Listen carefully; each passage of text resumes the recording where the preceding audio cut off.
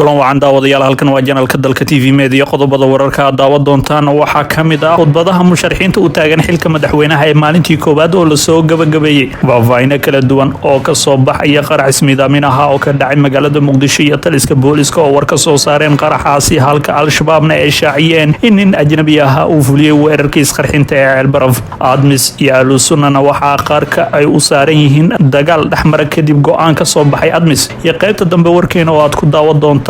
sidee loo dilay wariyihii Al-Jazeera ee dhulka reer Falastiin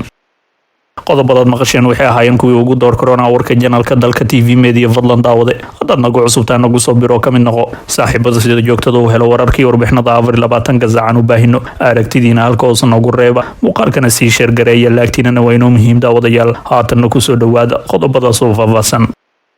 khudbadaha musharaxiinta u taagan xilka madaxweynaha dalka Soomaaliya ee maalinta koowaad ayaa la soo gabagabeeyay waxaa maanta magaalada Muqdisho lagu soo gabagabeeyay khudbadaha maalinta koowaad ee 20 kamid ah musharaxiinta u taagan xilka madaxweynaha dalka Soomaaliya khudbadahan oo si toos ah uga qabsoomeysay teendada Avazione ee xindhaabka xalanay magaalada Muqdisho ayaa waxaa jeedinayeen 20 kamid ah xubnaha loo qorsheeyay inay maanta jeediyaan khudbadahooda ku aadan waxyaabaha ay qabanayaan markay ku guuleystaan xilka madaxtinimada dalka Soomaaliya xubnaha maanta lahaa hadal jeedinta ayaana kala ahaayeen koow Cabdi Aadan Hoosow laba Cabdi Cali Xasan saddex Cabdi Maxamed Kuusow afar Cabdi Kariin Xuseen Guuled shan Cabdi Naasir Cabdulle Maxamed lix Cabdi Nuur Sheekh Maxamed Maxamuud toddoba Cabdiraxmaan Cabdi Shakuur Warsame sideed Cabdiraxmaan Macalin Axmed Maxamed Ablaal sagaal Cabdiraxmaan Maxamed Cabdi Xaashi toban Cabduqaadir Xuseen Maxamed Jahween koob iyo toban Cabduqaadir Cusubla Cali laba iyo toban Cabduqaadir Sheekh Ali Ibrahim Baghdadi saddex iyo toban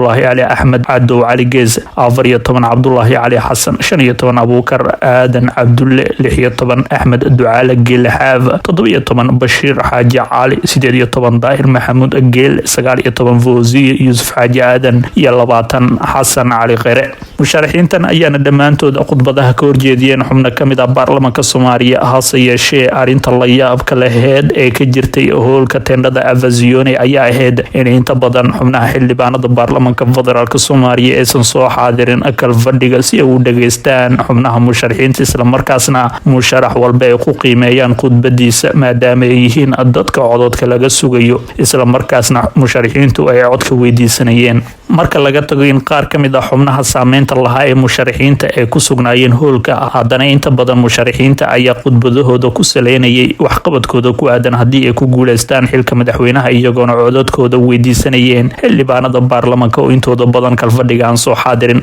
gudoomiyaha guddiga baarlamaanka ee doorashada madaxweynaha Soomaaliya senator Cabdiqani Geele Maxamed oo soo xiray kulankii hadal jeedinta musharaxiinta madaxweynaha ayaan ugu baaqay xildhibaanada inay soo xaadiraan kalfadhiga maalinta berita oo ah maalinta ugu dambeysa ee hadal jeedinta musharaxiinta u taagan xilka madaxweynaha Soomaaliya gudoomiyaha ayaana wax laga xumaado ku tilmaamay in xildhibaanadu ay soo xaadir waayaan kalfadhiga maadaama inta badan kuraasta hoolka taalay ee banaanayeen looguna talagalay in xildhibaanadu soo fadhiistaan wuxuuna sheegay in kalfadhiga hadal jeedinta musharaxiintu uu qayb ka yahay shaqada loo igmada xildhibaanka isla markaasna uu yahay shaqadii uu ugu dhaartay shacabka Soomaaliyeed iyo dalkaba inuu ugu adeegi doono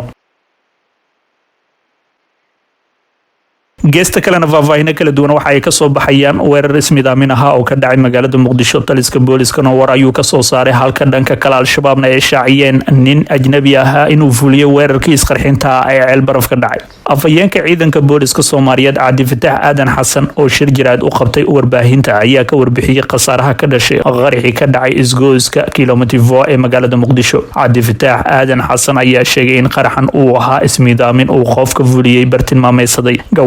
ku sugneed jagboontiga laga galo garoonka diyaaradaha aadan cadde ee magaalada Muqdisho afayeenka ayaa intaasi ku daray in bartilmaameedka qaraxa uu ahaa General Garbe oo kamid ah saraakiisha ciidanka xooga dalka kaas oo uu gaarigiisu taagnaa goobta balse waxa uu sheegay inuu ka badbaaday qaraxaasi uuna haatan caafimaad qabo generaalka sidoo kale wuxuu intaasi ku daray in ruux isqarxiyay uu rabay inuu qabsado daaqada gaariga oo ahaa noocan xabada karin oo sidoo hadalku dhigay shakhsi isku soo xiray waxyaabo waxyaabaha qarxa oo naftiisa haliga ayaa waxa uu si toos ah u beegsaday gawaaridii taagneed jagboontiga gawaaridaasi oo uu ka mid ahaa gaariga General Garabey oo sida idiin muuqata rabay inuu daaqada ka qabsado balse gaariga oo ahaa baabuurta aan xabada karin awgeeda ilaahayna nooga badbaadiyay jananka uuna caafimaad qaba wax dhibaana ma jiraan ayuu yiri afayeenka ciidanka booliska Cabdi Fataax Aadan Xasan ayaana sidoo kale xaqiijiyeen qaraxan ay ku dhaawacmeen ilaa 7 qof oo la sheegay in cisbitaalada Digfeer iyo Madiina ee magaalada Muqdisho la dhigay sidoo kale marka laga tago hadalka afayeenka waxa la sheegayaa inuu jiro khasaaro dhimasho iyo dhaawac leh oo intaasi ka badan oo qaraxa ka dhashay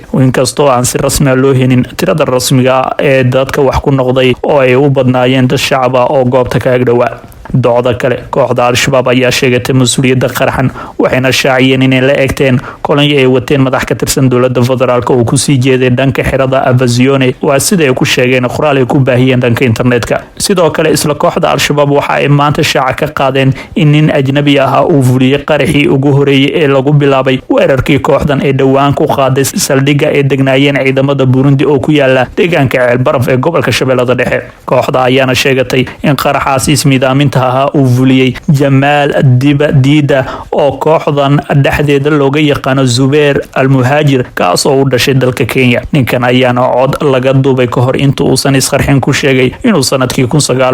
1996 ku dhashay magaalada Isolo ee dalka Kenya codka uu duubay ayuu ninkan ajnabiga ahaa ugu hanjabayay ciidamada Burundi inuu dhibaato xoog leh kala kulmi doonaan imaanshiyahooda Soomaaliya isla markaasna aysan kooxda joojin doonin weerarada lagu hayo saldhigyada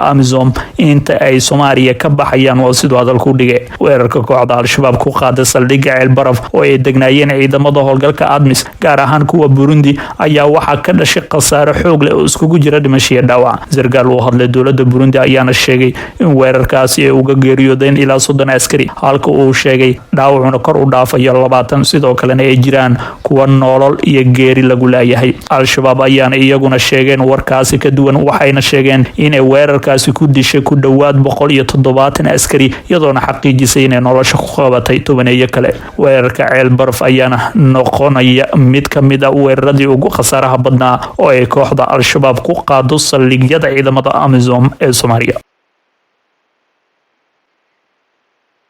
geesta kalena ADMIS iyo ahlu sunna waxa ay qarka u saaran yihiin inuu dagaal ka dhex qarxo kadib go'aan ka soo baxay howlgalka ADMIS taliyaha sektorka afraad ee ciidanka midowga Afrika ee ADMIS Cornel Xasan Jaamac ayaa gaaray magaalada Dhuusamareeb ee caasimada Galmudug xilli halkaasi ay ka jirto hadalhayn ku aadan weerar ee kooxda ahlu sunna qorsheynayso inay ku qaado magaalooyinka Gurceel iyo Dhuusamareeb Cornel Xasan Jaamac ayaana kulan degdeg ah la qaatay saraakiisha kala duwan ee ciidamada dowladda iyo kuwa Galmudug ee ku sugan Dhuusamareeb sida laga soo xigtay kulankaasi taliyaha ayaa saraakiisha iyo taliyaasha uu la kulmay u balan qaaday in ciidamada ADMIS ee ku sugan Dhuusamareeb aysan gacmaha ka laaban doonin haddii kooxda ahlu sunna isku daydo weerar ee ku soo qaado magaalada Dhuusamareeb taliyaha ayaana la sheegay in ciidamada howlgalka AMISOM ee ADMIS iyo saraakiishaba uu amar buuxda ku siiyay inay si dhow ula shaqeeyaan ciidamada dowladda federaalka iyo kuwa Galmudug ee ku hoolan sidii Dhuusamareeb looga difaaci lahaa weerarka ku soo socda saraakiisha uu taliyaha la kulmay ayaana waxaa ka mid ahaa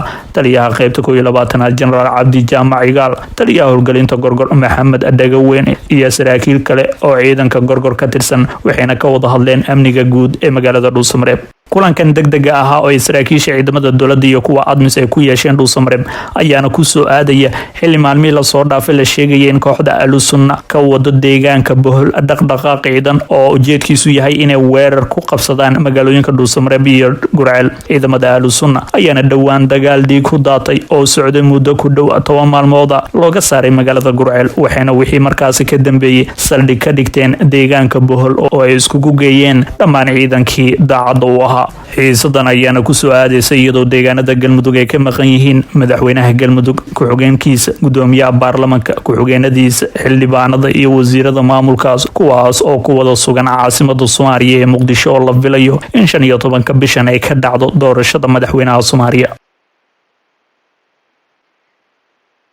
waa hagaagay daawadayaal imikana waxaanu eegaynaa sidii loo dilay wariyihii Al Jazeera ee dhulka reer Falastiin telefishinka Al-Jazeera ayaa shaaciyay in wariyaheedii ku sugnaa dhulka la haysto ee Falastiin Shireen Abu Aqleh ay ku geeriyootay subaxnimadii maanta oo Arbaca kadib markii ciidamada Yuhuuddu ay toogteen xilli ay soo tawinaysay duulaanka magaalada Jinin. dil naxdin leh oo ka hor imaanaya qawaamiinta caalamiga ah iyo xeerarka caalamiga ah. ciidamada gumeysiga Israa'iil ayaa si ula kaca u dilay wariyaheena Shireen Abu Aqleh ayaa lagu yiri war ka soo baxay Al-Jazeera. shabakadan ayaana cambaareysay dambiyada foosha xun ee la doonayo in looga hortago in warbaahinta ay fuliso fariinteeda, waxayna ku eedeysay in dowladda Israa'iil iyo ciidamada haysta dhulka Falastiin ay mas'uul ka yihiin dilka wariye Shireen. fariintii ugu dambeysay ee uu marxuum Shireen Abu Aqleh u dirtay telefishinka Al-Jazeera 6 aroornimo waxa ay ku tiri ciidankii qabsaday Jenin ayaa weerar ku qaaday mar kale magaalada, waxayna go'doomiyeen guri ku yaala deegaanka Jabriyad. markii aan halkaa gaaro ayaan war idinka soo sii doonaa marka ay xaaladu kala cadaato. muddo kadib waxa warkii uu noqday in wariye Shireen u geeriyootay rasaas haleeshay oo ay ku fureen ciidamada Yuhuudda. wariye Shireen ayaa waxaa haleeshay rasaas nool oo kaga dhacday dhegta hoose, taas oo keentay in isla markiiba ay geeriyooto. si kastaba warbaahinta caalamka bahda suxufiyiinta kala duwan ayaana si weyn u cambaarayeen weerarkan, halka qaar ka mid ah dowladahana ay ka hadleen. inkastoo Israa'iil ay iska fogeysay eedeynta weerarkaasi, haddana waxaa cad sida la tilmaamayo inay ka dambeeyeen ciidamada Yuhuudda ee Israa'iil ee duulaanka kuwa dhulka reer Falastiin. guud ahaan daawadayaal oo naga intaa warkii waad kala socoteen janalka dalka TV Media. fadlan daawada haddaan nagu cusubtaa nagu soo biro oo ka mid noqo saaxiibada sida joogtada u helo wararkii iyo warbixinada 24 saacan u baahino. aragtidiina naalkoos nagu reeba muuqaalkana si share gareeya, laagtiina waa inoo muhiim. waana ku mahadsantiin daawashada iyo la socodka warka janalka dalka TV Media.